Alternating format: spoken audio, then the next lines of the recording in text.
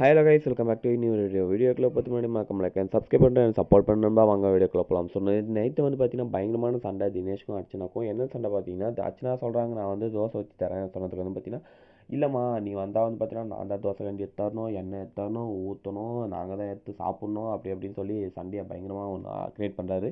So Archana சொல்கிறாங்க 3 நாளில் நான் தான் தோசை ஊற்றிட்டு இருக்கிறேன். ஸோ உங்களை எதனா வந்து நான் கேட்டேன், நான் இது எத்தனா அதை எத்தனான்னு, எதுக்கு வேணுமிலே வந்து பார்த்தீங்கன்னா சண்டைக்கு வரீங்க சொல்லி கேட்டதுக்கு வந்து பார்த்தீங்கன்னா பயங்கரமாக சண்டை போதும். அப்போ வந்து ஆர்ஜே ப்ராவை தான் வந்து பார்த்தீங்கன்னா பிரித்து அர்ச்சனா வெளியே அமிச்சாங்க.